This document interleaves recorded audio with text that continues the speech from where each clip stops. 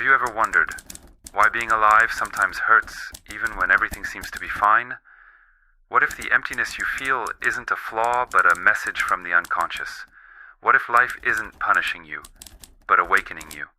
Until you make the unconscious conscious, it will direct your life and you will call it fate. Carl Gustav Jung. Life is not what happens to you. Life is what happens through you. The Red Book, Jung. The wound is the place where the light enters you. We've all at some point sat on the edge of the bed in the middle of the night. No tears, no words, just the body still and the soul tired. Not tired of fighting, but tired of not understanding why we're fighting. There is a silent pain in existing, a weight that doesn't show up on tests but lives behind the eyes. It's like carrying a fatigue that doesn't go away with sleep. A tightness with no name, yet it insists on staying. You are not broken, you are feeling. You are being crossed by life itself, like a river recognizing its own banks for the first time. Carl Jung didn't offer easy answers. He offered a mirror. And by looking deeply into it, we discover something both terrible and liberating. Pain is not life's enemy. It is life itself trying to wake you up. In this video, we're going to explore what Jung discovered after plunging into the abyss of his own mind and of thousands of others. We're going to talk about the pain of existing, but not as a problem to be solved, rather as a deep, necessary, transformative psychic process. With each word, you'll notice that this anguish that feels like it's only yours is actually a calling, a secret summons of the soul to something greater than goals, titles, or rehearsed smiles. Because maybe you're not living a life. Maybe life is living you.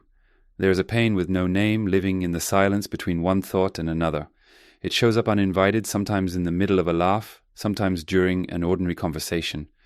You're there smiling, breathing, seemingly whole, but something inside feels like it's slowly sinking, like a submerged body no one sees. This is the pain of being alive. Not a physical pain, not always tied to a specific trauma, but a raw sense of misfit, as if you were in a place not exactly made for you, nor you for it. Carl Jung understood this not as a glitch in the system, but as a key. He realized this pain doesn't arise because there's something wrong with life. It arises because something is asleep within us, and life, in its relentless intelligence, tries to wake it up. Life is a process of making the unconscious conscious, and everything that happens to us serves that purpose. Jung. Imagine for a moment that you're just a surface, but there's an entire ocean inside you, and everything you feel, especially what hurts, are waves of that ocean trying to rise. They're not random. They're parts of you, forgotten, suffocated, denied, trying to find the light. Pain, then, isn't the end. It's the beginning of the individuation process. When we're born, we don't know who we are. We're instinct, impulse, raw presence. Gradually, we create a persona, an acceptable self for the world. But whatever doesn't fit into that character goes into the dark, the unconscious. And the unconscious, like a heart that refuses to be ignored, starts to beat louder. That beating, muffled, invisible, constant, is what we feel as anguish. The pain of existing, seen through Jung's eyes, is not an obstacle to life. It is life itself demanding depth. Because living on the surface, though comfortable, is a slow suicide, and the unconscious hates death in life. It wants wholeness. It wants integration. You know that emptiness that shows up in the middle of a Sunday? Or that feeling that everything you do seems pointless, even when it's productive? Or that inexplicable urge to disappear, not like someone who wants to die, but like someone who wants to stop being someone for a while? None of that is madness. It's just the psyche signaling that the character you built can no longer hold the soul that you are. Jung saw this in thousands of patients. Men and women who seemed successful but collapsed because they had forgotten to look inside.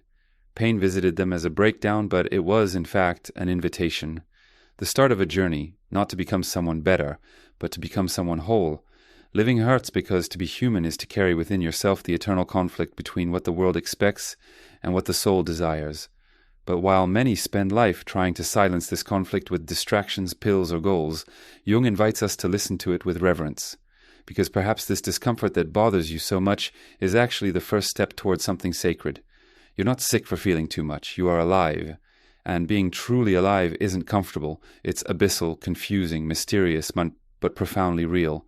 If your pain had a voice, it might say, I am you trying to remember who you are.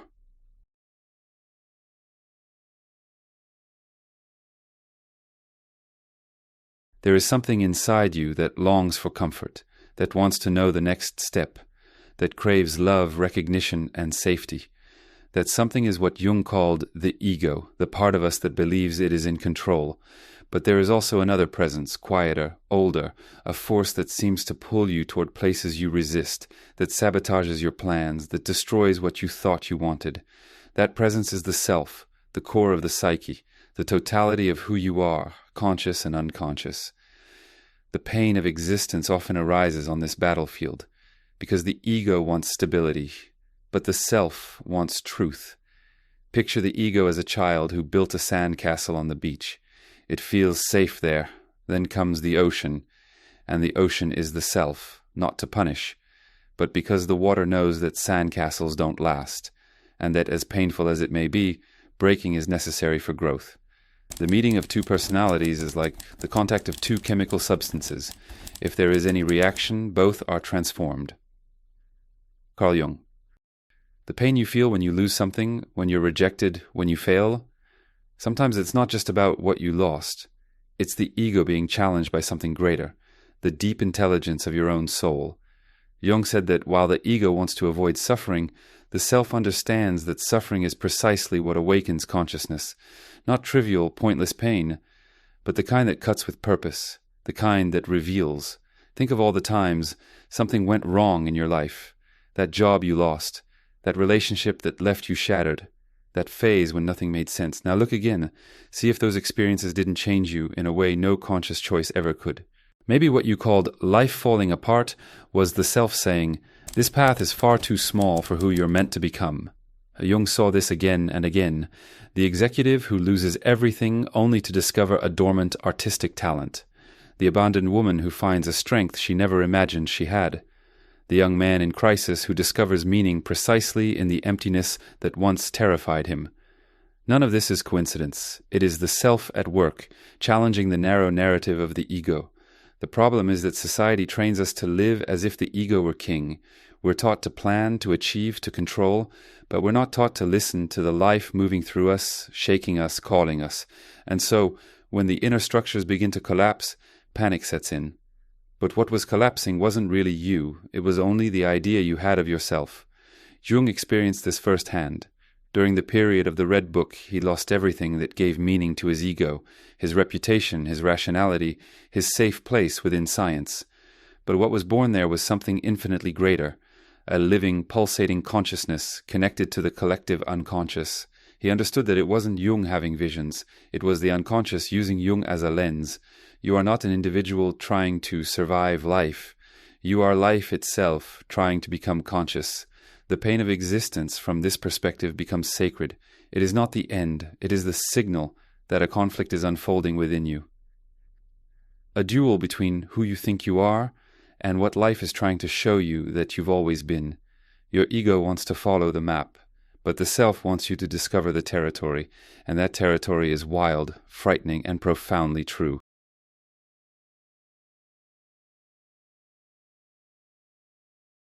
The human mind cannot bear the void, and where there is too much silence, it creates plots, narratives, myths. You may think you are living reality as it is, but in truth, what you live is the story your psyche tells about reality. And almost always that story was not written by you. It was written by wounds, by traumas, by repetitions. Carl Jung called this a personal myth, an unconscious storyline that serves as a mold for everything you experience. As if your life were a movie you watch while believing you are the screenwriter, when in fact you are only the actor reciting lines you never chose. And here is the darkest point. Until you become aware of this script, it will control everything. Your loves, your losses, your failures, your dreams. Until you make the unconscious conscious, it will direct your life, and you will call it fate. Maybe you live the myth of the victim. They always hurt me. Or the myth of self-sufficiency. I can't depend on anyone. Or maybe the myth of the eternal reject. No matter what I do, I'm never chosen. These stories are not visible. They live in the subtext of your choices, in the way you sabotage yourself, distance yourself from those who love you, chase after what destroys you. You think you are deciding, but it is only the script repeating itself. Jung saw this clearly in his patients, the woman who said, "No one ever loves me," but only got involved with emotionally unavailable people, the man who kept saying, "Nobody respects me," but constantly placed himself in humiliating situations. They were performing unknowingly a play written long before they became adults, and until they recognized the myth behind the behavior, the suffering would repeat, like a psychic curse. Now think about your own life. How many times have you lived the same story with different people?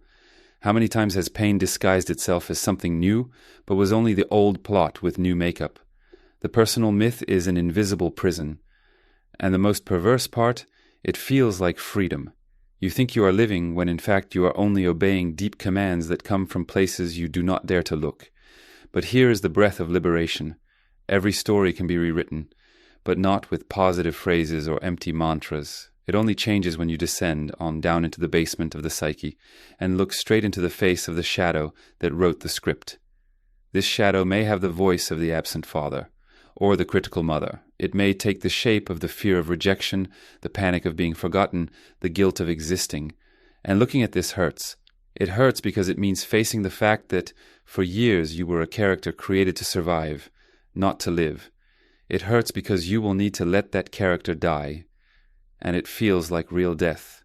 But it is only the beginning of truth. Jung did not see this as destruction. He saw it as the alchemy of the soul. You dissolve the old to allow the new to emerge. And the new is not an improved character. It is a being more whole, more lucid, more real. You don't have to keep living the myth of the unworthy, the undeserving, the forgotten.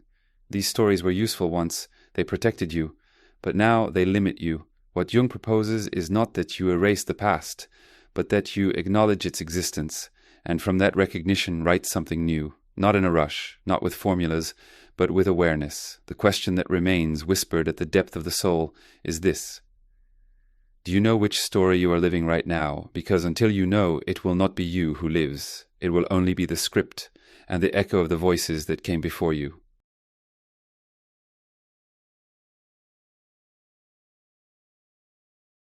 Most people run from pain as if fleeing a predator. We do everything to numb it.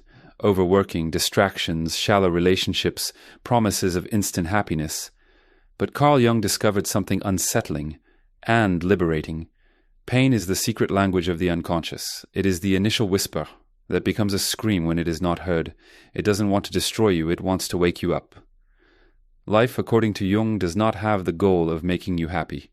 It wants to make you conscious, and for that many times it needs to shatter you, because only after the collapse of the who you thought you were can the who you truly are emerge. Pain, then, is not the end. It is the passage. Suffering must be overcome, but the way to overcome it is not to avoid it, but to face it. Carl Jung called this process individuation. It is not about becoming a better person. It is about becoming whole. Integrating all the parts you threw into the shadow, your anger, your fear, your sensuality, your vulnerability, your madness, everything you learned to reject in order to fit into the world needs to come back home, because only when you integrate do you become real. But this doesn't happen in quiet retreats with incense. It happens in the midst of chaos, in an identity crisis, in nameless depression, at the end of a relationship, in the loss of a job, at the exact moment when you think you are sinking. That is when, in truth, you are being called. The pain you feel is the psyche forcing a rebirth. It is as if the soul were tired of living suffocated and finally began pushing against the walls from within. And that hurts, because the walls are us. But Jung was clear. Pain is only destructive when it is not understood. When you look at it with honesty, with courage, something changes. It transforms into a psychic tool, into a bridge, into symbolic language. You know that feeling of not knowing who you are anymore? That is the ego collapsing. It is the soul saying, enough of roles, masks, improvised characters. Now it's time to remember who you were before you forgot. Do you feel like you are being broken? Perhaps it is because you are being molded. Because before the new self can arise, the old must die. It is painful. It is confusing. But it is real. Jung went through this himself. During his darkest moments, he saw archetypal figures appearing in his dreams, heard inner voices, walked the edge between sanity and delirium. He could have gone mad, but he understood that it wasn't a descent into hell. It was a symbolic journey to the center of himself. And, like every archetypal process, it had to hurt. You are also on that path. perhaps right now, and the pain you feel is not a mistake. It is proof that something greater within you has refused to live asleep. Pain is the flame that burns illusions. It is the birth of consciousness. It is the final darkness before meeting your own light. There is no awakening without deconstruction. There is no wholeness without confrontation, and there is no real freedom without first walking through the labyrinth of your own soul. So next time pain visits you, don't push it away. Sit with it. Ask what it wants to show you. And maybe, in the silence of listening, you will realize that it was always an invitation to be born again. You are not here by accident. If you've come this far, it's because something in you, something you may not even know how to name, decided not to run anymore. Decided to look at pain not as an enemy to defeat, but as an ancient language that has been trying for years to tell you something. The pain of existence is not a flaw in the system. It is the system itself trying to remind you who you are beneath the layers of expectation, fear, masks, and exhaustion. Jung showed us that life is not a straight path toward happiness. It is a spiral, a journey that, with each turn, brings us back to the same point, but with different eyes. Every crisis, every loss, every uncomfortable silence, all of it is part of a subtle, profound process of making the unconscious conscious. You are not just a name, a profession, a body walking between obligations. You are the battlefield between the ego and the self. You are the story, the narrator, and the character. You are the wound, and also the possibility of healing. You are the forgetting and the remembering. You are, as Jung said, life trying to know itself through your face, your chaos, your strange beauty. Maybe what you need most is not to understand life, but to feel it, with all its paradoxes, with all its fertile darkness. And when pain returns, and because it will return, remember, it did not come to punish you. It came because you are ready to awaken a little more. The tree that reaches to heaven has roots that reach down to hell. Carl Jung, yes, the path is difficult, but it is not wrong. It is making you real, whole, and no one, absolutely no one, can live this journey in your place.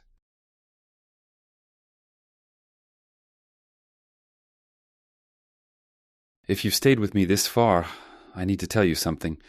There was a time when I had no idea what I was feeling either.